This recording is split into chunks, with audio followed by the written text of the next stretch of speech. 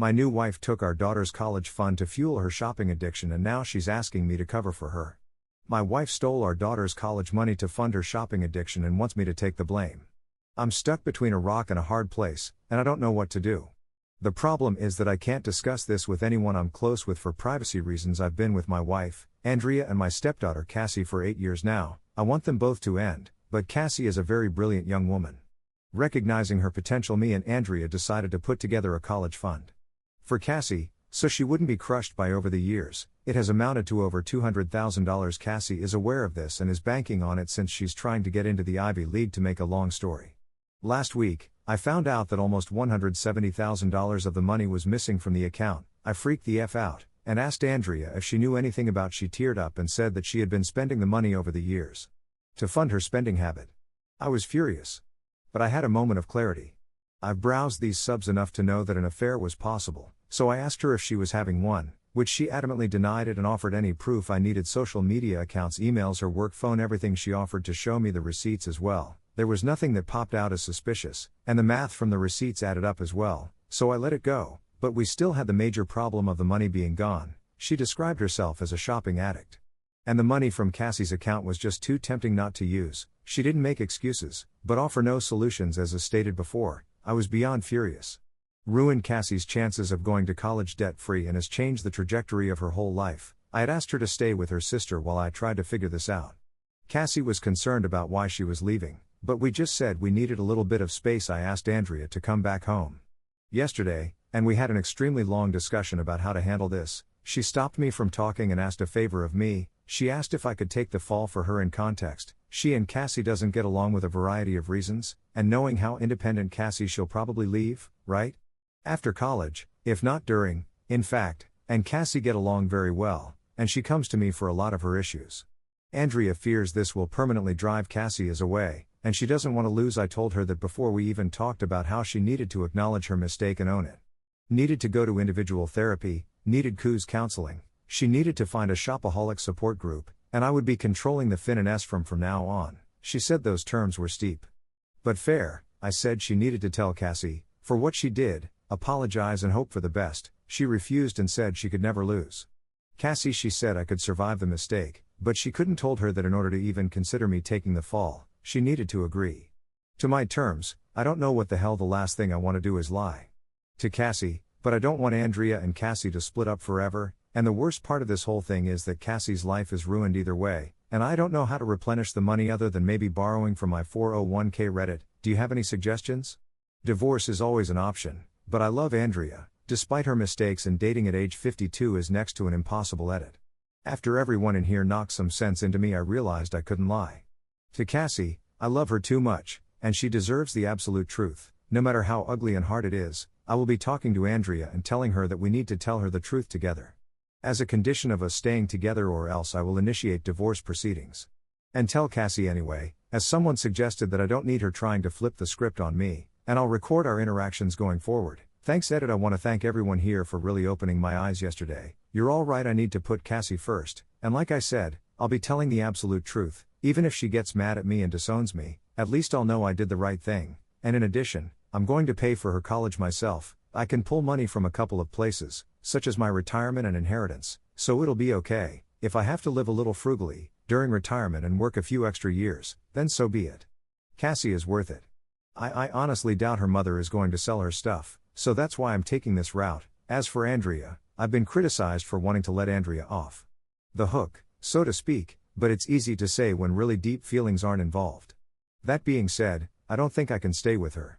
What she did was horrendous, and she ruined our daughter's future for her addiction. We had a long discussion late last night, and I threatened divorce unless she told Cassie told me the truth. She begged me not to do this, but I put my foot down and eventually, she agreed, but only if I agreed not to divorce, and I helped to repair their relationship. I likely won't be doing either. She made her bed so I could sleep in it, so if I have to update I'll probably just make a whole new post. Thanks a lot, guys. Relevant comments. Could you not have noticed, weren't you? Getting $1,099 and noticing less interest in answering your question. I had really nothing to do with the account. Other than contributing money, I took her word for it, and she showed me statements from time to time, so I had no reason to suspect anything, Plus we have separate finances except for a joint account for household expenditures and bills, although Cassie is my daughter. Officially, I'm only my stepdad, so Andrea handles all matters related to her finances unless Cassie asks me for something directly, and I wasn't the lone contributor, her grandparents on both sides contributed, as well as my own parents. I only discovered what was going on when my wife left a statement out in the open. I'm now believing she simply pocketed whatever money she got, and doctored the statements. I knew the amount that was supposed to be there. Because a lot of the money came in the beginning. Her grandparents initially contributed $75,000, mine contributed another $30,000. And the amount that I added over the years. Don't take from your savings to pay Cassie back, take from your wise. Asked her to take money from her account to pay her back, she said, protecting her retirement is important to her, and that she could take out a loan since her credit is excellent. Surprisingly enough, she doesn't run up her credit cards now. I know why I'm hesitant to do this. I understand everyone wants her to fry for this, and I do too. However, if I'm to stay with Andrea, I don't want her to have to continue working until she's on. I would like to enjoy our retirement together. My retirement is very healthy, plus I have a few investments and an inheritance, so I could survive the most important hit. Thing is that Cassie gets to go to whatever school she wants and does not have to worry about it. The comments are right. I'm not letting Andrea off the hook. She's going to pay for this, and she will be telling Cassie why Andrea and Cassie don't get along. Andrea is a widow and Cassie mourned the passing of her father very hard since she was so young. According to Andrea, a lot of their problems started there out of grief and anger. Then Cassie grew up, and she's developed into a bit of a tomboy. Andrea is a kind of girly girl and doesn't relate to Cassie dressing up tomboyish. They don't agree on how much Cassie wants to be a physicist, and Andrea wants her to do something that has more money-making potential. Plus there's the usual teenage daughter and mother strife. They have screaming matches that I have to intervene in the update. I want to start this by thanking everyone who replied to me. In the original post, you all showed me tough love, and I appreciate that. I even appreciate those who were calling me a doormat because, like I said in the previous post, it woke me up. I won't be staying with Andrea. She's lied and manipulated me and Cassie for far too long for me to stay with her. The fact that she stole from me, Cassie and Cassie's grandparents make this as close as possible to unforgivable, as it gets the most. The wrong party here is Cassie. She has an amazing future ahead of her, and I refuse to let her future go to waste because my wife made such selfish choices. I'd like to take the time to answer some common questions, some of which I answered in the original post, but I'll post them again here so everyone can see them. 1 over half the money in the account came from Cassie's grandparents, aka Andrea's parents, Cassie's biological dad's parents, and my parents, whom she also calls grandparents. This money came in the beginning, which is why I knew how much was supposed to be in those two. Never handled the account, although I claim Cassie as my daughter. She is only my stepdaughter officially as such. Mother handles all financial matters related to her. I simply gave her money to put in the account, and she showed me statements. My belief is that she pocketed the cash whenever I gave it to her. Money 3. I did notice all the stuff she was buying. She claimed that they were either on sale or because she got a work bonus. She makes a very good living.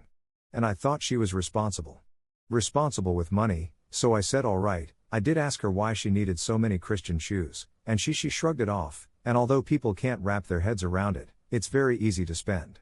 $170,000 is a large chunk of the money. I went to buy a Mercedes, which I thought was a lease she had with a 7-year-old Lexus. According to her friends were laughing. Keeping up appearances for her wealthy friends are very important to her. 5. Cassie and Andrea do not get along for a variety of reasons. Allegedly Cassie takes a lot after her deceased father and Andrea can't relate to her at all, or maybe doesn't try hard enough. Cassie much prefers that I talk to us, have parent-child boundaries, but Cassie considers me one of her best friends. Words, not mine. 6. I realized taking the fall was her manipulating me, plus it would have opened me up to a crap ton of consequences with which I don't need to deal. Plus, honesty is always the best policy. 7. I wasn't thinking properly in my last post and was afraid to be alone and single. I guess I have some issues with being alone that I need to address. Plus I really do love Andrea. Connect in a very deep way, but I'm still divorcing her. Oddly enough, a comment that senior homes have chlamydia outbreaks made me laugh and made me realize that I could date again at this age. Plus, you guys gave me some very nice compliments, so thank you for those. After my final update on the original post, talked to Andrea deep into the night. Went back and forth with me on admitting to Cassie. What she did was say that she or even both of us could get loans and take care of the money. Then I said she had a problem, and she needed to make amends, which was a talking point from here when I threatened her with divorce. She agreed to tell me that as long as I don't divorce her. I guess she's afraid of losing everything that afternoon, we sat Cassie down and told her the facts. She thought we were just kidding at first, but when she realized we weren't kidding, she got extremely upset. I'll spare you the details, but she and Andrea got into an extremely loud and vicious shouting match. Cassie called her some truly awful names, and Andrea, while she didn't curse at her and tried to defend herself, but started getting angry at the names she was being called. They were so loudly, the neighbors called the police and I had to awkwardly explain the situation to them while hoping they didn't think I was some kind of wife beater. Cassie told Andrea, whom she never wanted to speak to her again, and that she never wanted a dime of her money, and she stormed off.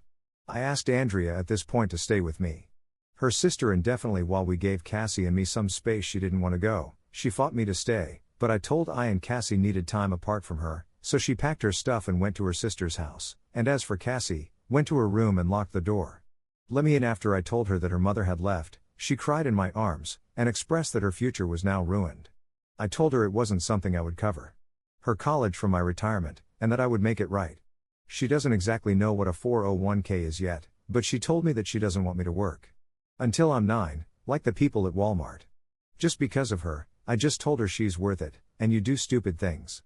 Things for the people you love. She said that she would start looking for scholarships and maybe other schools where she could get a full ride since she has excellent grades and extracurriculars. I then admitted that Andrea wanted me to take the fall for her, and that I had considered it, but I came to my senses. She got upset with me and told me that would have been the stupidest thing I could have done, said she wouldn't have believed I did it anyway, and it only would have made her more upset at her mother. She told me that she doesn't blame me and that she's not mad at me for the money being gone, but she is mad that I'd want to cover for her mother, and I apologized for that.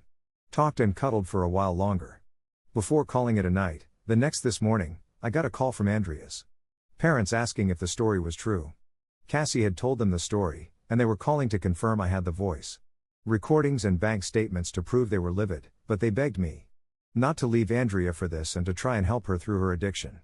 I told them I wasn't sure about that yet, and hung up. A while later with my parents called and asked me about it, which I confirmed that they were probably more mad than Cassie, all things considered, and their threats to press charges. I told them to calm down and that I would handle it. Cassie is doing okay. She's still a little shocked, but she seems to be taking it as well as one could hope for. I made her pancakes this morning, and that seemed to brighten her mood a bit. I asked her if she wanted to do therapy, and she said she'd think about it. I will be doing therapy for Andrea has been calling to talk, but I'm just letting it ring, so she's leaving voicemail. She's offering anything to make it right, money, SX favors, you name it, but it's not going to work. I feel horrible for Cassie, especially so close to Christmas. I'm going to get her Billie-ish ticket since that's her god. It won't make up for it at all, but it could go a long way toward helping her feel better. So that's it for now. I guess I'll update if anything further happens, but I think this is pretty much it. Thanks to all, you've been a tremendous help editing. I forgot to add that I watch my credit like a hawk, so there was nothing suspicious there, but it's going to be locked. I'll be going to my accountant next week to have Andrea removed from everything meaningful: life insurance, wills, bank accounts, etc. I'll be adding Cassie. I've started changing passwords and the like. Andrea doesn't have access. I'm stringing Andrea, along with non-divorce, until my accounts are secure, too, from what I can tell. Tell Cassie's credit is okay, but I'll be doing a deep scan and locking it as well.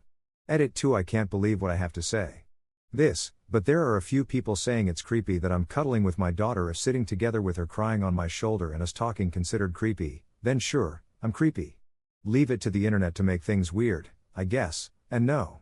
I don't think I'm some hero, I'm just trying to do the right thing. Relevant comment: splitting things in the divorce. We have a prop since she has money as well, so there are no worries. We have separate finances, and the only major asset we have is the house. I'm willing to buy out her half, so I can own it fully. Don't cash in your retirement makes Andrea sell her stuff.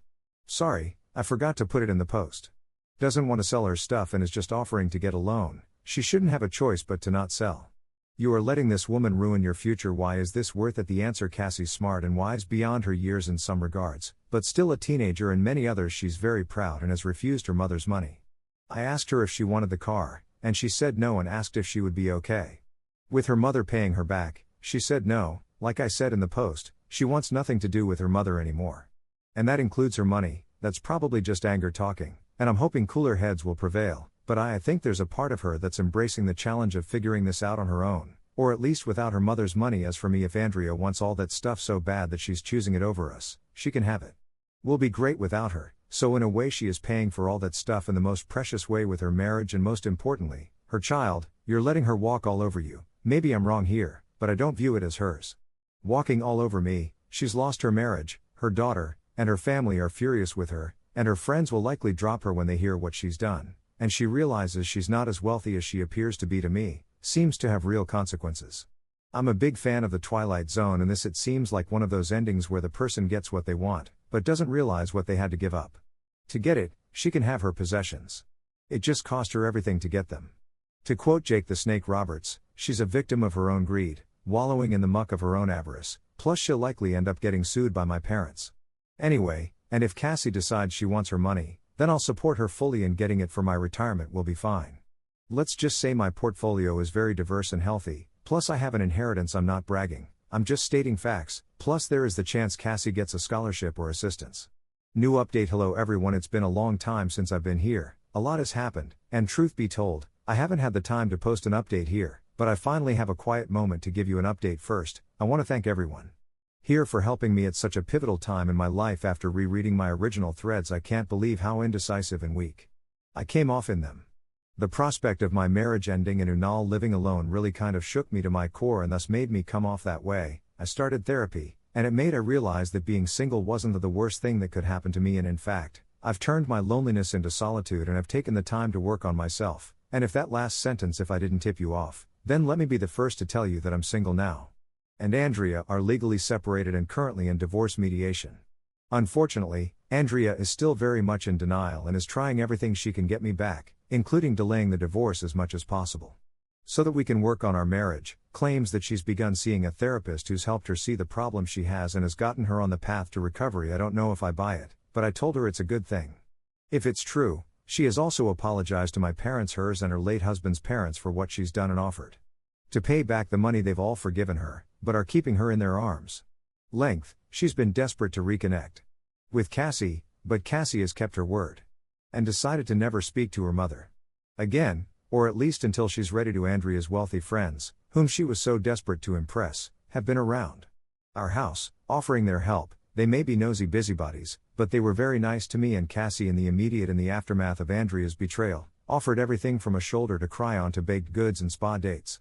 I only ever really took them up on the baked goods, because I will never turn down homemade lemon bars and oatmeal raisins and cookies. Cassie did take them up on spa dates, so there's that. One woman in particular, Susan, has been around more often than the others. While I feel like the other friends were prying for information, she seemed more genuine and just there to help me and Cassie heal. She cooked meals for the US, which helped around the house, and just spent a lot of quality time with me in particular. We didn't ask, want, or need her to do any of this for us, but she did it out of the kindness of her heart, and we appreciate it. We've gotten a lot closer in such a short time, and I truly consider her a friend. It's actually amazing that I could get along with someone who's so much younger than me. Usually, I have a hard time connecting with younger people, even if they're adults, but now we get to the most important part of this update. Cassie, as a cheery Christmas gift, I took her and one of her friends to Montreal last month to see her favorite artist, Billy, at this festival. She loved it, and Montreal is such a beautiful city too. All in all, she took the loss of her college fund as pretty good. Cassie is a very hardworking person, and she put her nose to the grindstone, trying to find a scholarship. Unfortunately, she missed the cutoff for most of the scholarship she could have qualified for, but the school of her choice is giving her a very generous financial aid package. In addition, she qualified for some local grants, so she got her entire first year covered. And yes, Cassie did, thankfully, get into her school of choice. In fact, she had many acceptance letters and full ride offers, but she had her heart set on her school of choice, which I dropped her off last week, which I'm extremely proud of her, and I know she'll do well. I'm an empty nest, now all alone in this big house, and the silence is deafening, but Susan has been around to keep me company. And I've taken up bike riding as a hobby. So all in all, things are okay, not great, but certainly better than before. And with that, I think I can put this saga to the divorce will hopefully be finalized in the next few months, and I can finally move on with my life. But the most important thing is that Cassie is fulfilling her dreams and potential, and I couldn't be happier about that. Thank you for watching. Please like and subscribe to my channel for more videos.